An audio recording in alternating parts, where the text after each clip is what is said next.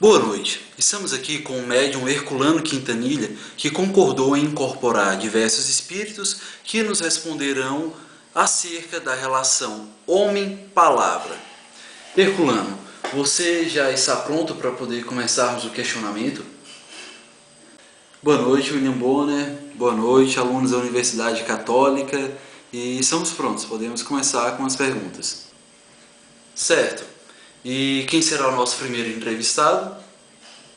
Meu nome é Aristóteles, eu sou grego, eu vivi antes de Cristo, mas desde aquele tempo eu já tentava achar alguma conexão da palavra com o homem e o mundo. Aristóteles, como você relaciona o mundo com a linguagem? Primeiro, partamos do princípio de que a palavra não tem um sentido único e limitado. Muito pelo contrário, ela pode ter diferentes significados nas mais diversas situações, dependendo do contexto a qual ela seja utilizada. Explique melhor. O conceito de determinado objeto ou coisa pode ter um significado diferente dependendo da ocasião. Algo que em um momento pode denotar uma ação, em outro pode caracterizar um objeto ou um sujeito. Um bom exemplo disso é a palavra vela.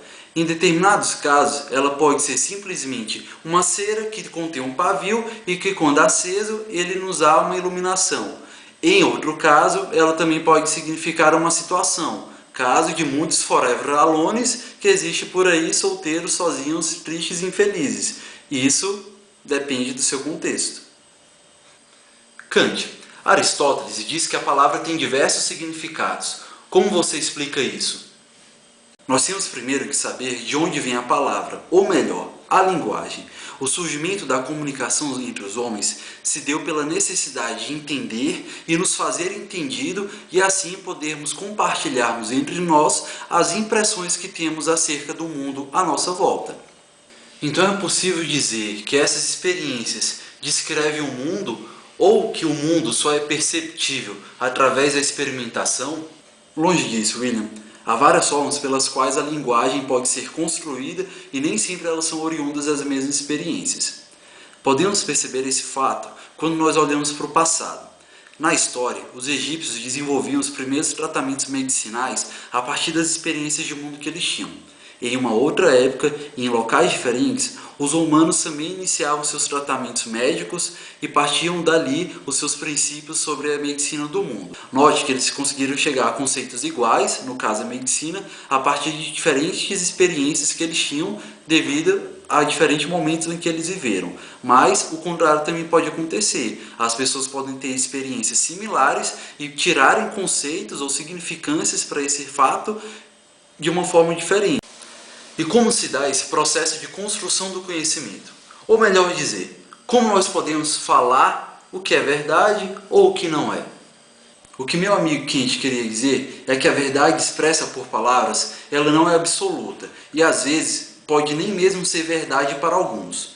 Eu, Arthur Schopenhauer, fiz um estudo aprofundado acerca desse assunto. Diga-nos, Schopenhauer, o que é necessário para que algo seja considerado verdade e como é esse processo? Primeiro, é necessário que façamos uma observação. Como um espírito imortal, coisa que todos nós somos, pude, através das minhas inúmeras reencarnações, ir adquirindo conhecimentos e verdades. Fato curioso é que, por vezes, uma verdade antes absoluta, posteriormente, já não expressava a mesma capacidade de sintetizar um objeto ou uma ação. E qual seria a sua consideração em relação a isso?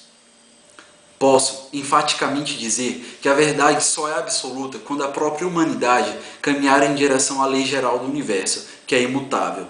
Estamos ainda engateando em direção a isso, por sermos ainda espíritos orgulhosos, ignorantes e maus. Somente através do caminhar reto e cristão conheceremos a verdade. Conhecereis a verdade e ela vos libertará. Como nós poderemos conhecer a verdade terrena, sendo que nós somos tão falhos? A epistemologia da palavra verdade só é possível por nós, homens, sermos construtores da palavra propriamente dita, a linguagem ou, em outra esfera, o conhecimento. E ela se dá de várias maneiras e posso lhe dizer que nós temos 4 formas de construirmos a verdade. E quais seriam essas verdades? Primeiro, a verdade lógica, que parte da nossa impressão acerca de algum assunto ou objeto. Por exemplo, essa caixa Após analisar as suas características, eu posso, mesmo mudando de design, compreender que um outro objeto pode ser também considerado uma caixa, já que eles desempenham a mesma função, que seria, no caso, guardar algum objeto. Depois, temos a verdade empírica. Façamos uma analogia com uma criança. Quando ela vê um fogo, o primeiro pensamento que ela tem é tocá-lo, mas ela não sabe o que acontecerá depois desse ato. Então, só depois de tocar o fogo e se queimar, ela vai passar a ter um conhecimento da verdade em relação ao fogo, que no caso seria queimadura, a dor.